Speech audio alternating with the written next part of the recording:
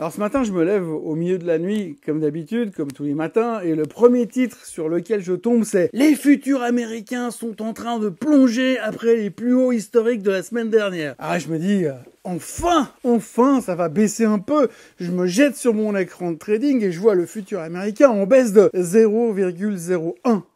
Voilà, c'est officiel, le crash de septembre, c'est pour cette semaine, visiblement. Franchement, cette headline résume parfaitement l'époque, tout ce qu'on vit en ce moment, tout est dans l'exagération, le putaclic pour exciter l'investisseur qui a besoin de sa dose de sensations fortes au petit déjeuner, au dîner, après encore toute la journée, toute la nuit, tout le temps, quoi. Alors moi, j'ai eu mon rythme cardiaque qui est monté pendant, 12 secondes, et puis retour à la case départ. Pour ce qui est de la réalité, vendredi soir, Wall Street était en transe, record historique pour le Dow, le S&P, le Nasdaq, le SOX, champagne, confetti et Powell qui sortait son sourire de vendeur de savonnette. L'Amérique est calme, sereine, invincible, indestructible et le bull market est parmi nous forever. Bienvenue dans ce Morning Bull Live, je suis Thomas Veillet et nous sommes le 22 septembre 2025.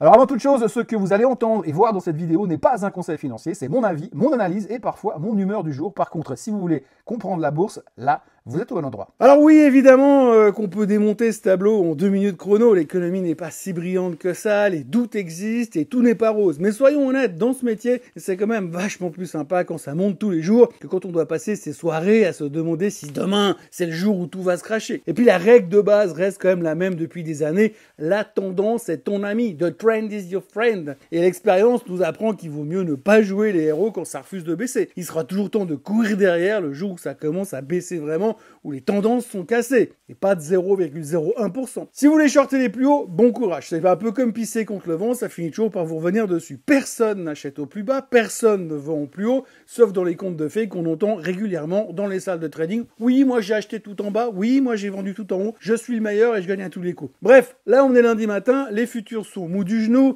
la vraie question c'est pas est-ce qu'on fait encore, mais c'est plutôt qu'est-ce qu'on fait maintenant. Parce que oui, la Fed a baissé les taux, c'est super, ça rassure, ça donne l'illusion d'un crédit pas cher, mais en fait, on parle de 0,25% de baisse sur le taux directeur, pas de 12%. Celui qui a sa carte de crédit avec 20, 21 ou 22% d'intérêt, je suis pas sûr qu'il sente une monstre différence là tout de suite ce matin. Alors soyons clairs, pour Main Street, ça change quoi? En fait, ça change pas grand-chose. Et pour les marchés de dans 2 semaines, rien non plus. Le marché avait déjà pricé cette baisse depuis des semaines, tout comme il est déjà en train de pricer la prochaine baisse de fin octobre. Maintenant, on attend tout simplement la suite, la prochaine dose d'amphétamine boursière, qui est prévu donc le 29 octobre pour le prochain meeting de la Fed. Et d'ici là, on va se refaire le parcours du combattant habituel. PCE cette semaine, emploi la semaine prochaine, inflation directe derrière, puis les résultats trimestriels qui vont commencer. Une impression de jour sans fin. Encore et encore, on tourne dans la même roue, encore et encore, on est juste des hamsters. Et les vendeurs, pour l'instant, ils sont où? Ils ont disparu, ils sont évaporés,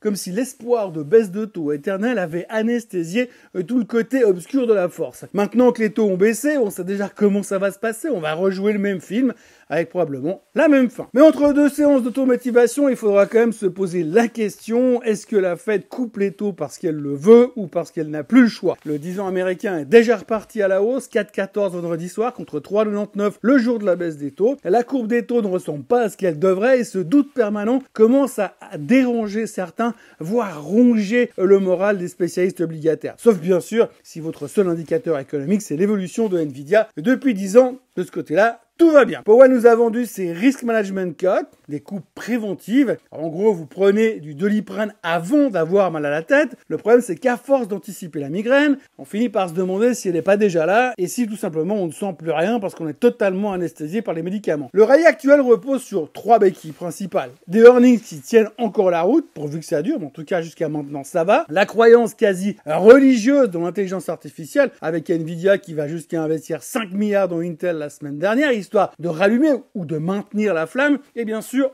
l'argent pas cher. Enfin, l'argent moins cher. Tout roule donc parfaitement. Mais combien de temps avant que les doutes reviennent frapper à la porte? Toc, toc, toc. Pour être franc, à mon avis, ils auraient dû revenir depuis déjà bien longtemps. Mais pour l'instant, on est shooté aux baisses de taux et accro à l'idée qu'il y en aura encore et encore et encore. Et c'est ça la grande magie du moment. Le marché adore l'ambiguïté. Traduction, on comprend plus rien, mais tant qu'il y a une belle histoire à raconter, ça suffit pour faire acheter le marché. La Fed baisse les taux, c'est génial, tout va être moins cher. Les rendements montent, c'est formidable. Ben, parfait, parce que l'économie va bien. Les résultats ralentissent, excellentissime. Ça force la Fed à couper encore et encore les taux de plus en plus. Quoi qu'il en soit, quoi qu'il arrive, c'est bullish, tout est bullish, jusqu'au jour où ça le sera plus. Mais ça, on verra plus tard. Alors maintenant, si on sort la boule de cristal pour essayer de contrarier un peu l'optimisme BA, deux trucs peuvent casser la magie. Tout d'abord, l'inflation. Vendredi, on aura le PCE, l'indicateur préféré de la Fed et de Powell. S'il sort au-dessus des 2,8%, le storytelling risque de s'écrouler un tout petit peu. Bon, peut-être pas s'écrouler,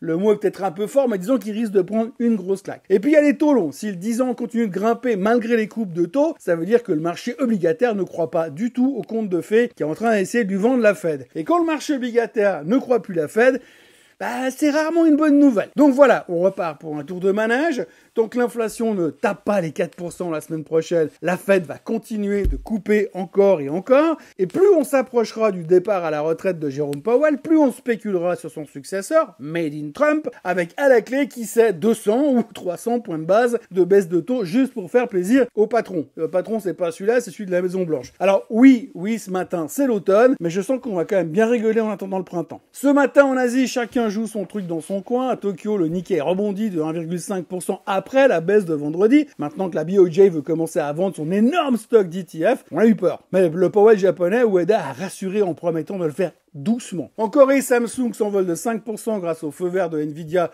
pour lui fournir des puces pour l'intelligence artificielle. Retour dans le game face à Hynix et Micron. Et puis en Chine, la PBOC, la banque centrale chinoise, garde ses taux inchangés, 3% et 3,5%, malgré une économie en PLS, croissance molle, consommation à plat, immobilier en dépression. Le CSI 300 et le Hang Seng reculent légèrement ce matin. Le pétrole est figé à 62,78, l'or est à 3727, le bitcoin est à 114 000 et le 10 ans US remonte à 4,15. Et pendant ce temps-là, Trump continue son show Make America Great Again version 2.0, sa dernière idée génial, coller une taxe de 100 000 $ par an sur chaque visa H1B. Pour ceux qui ne suivent pas, ces visas, ce sont les visas qui permettent à Amazon, Microsoft, Meta, Google & Co. de ramener des ingénieurs indiens ou chinois ultra qualifiés, mais pas chers. En gros, c'est le carburant de la Silicon Valley. Et Trump, lui, a donc décidé d'inventer l'innovation Made in America, mais sans les étrangers. Résultat, la Silicon Valley hurle, l'Inde s'étouffe, et même Elon Musk, qui avait profité de ce type de visa avant de devenir américain, dit que c'est une énorme connerie. En clair, c'est la guerre culturelle appliquée à la tech. D'un côté, Trump flatte sa base électorale en mode America's First, et de l'autre côté, il flingue l'attractivité des États-Unis pour les cerveaux du monde entier. À court terme, ça fait le buzz, mais c'est tout ce qu'il veut.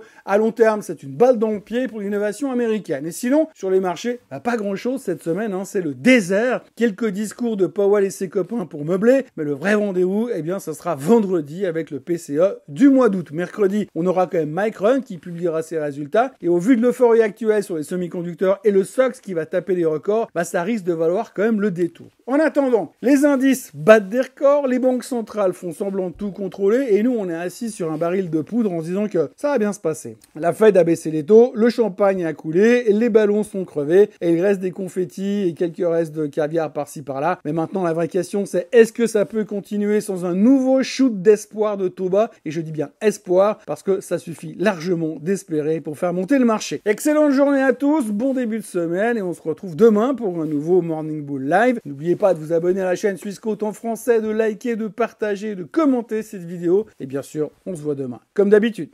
Bye bye.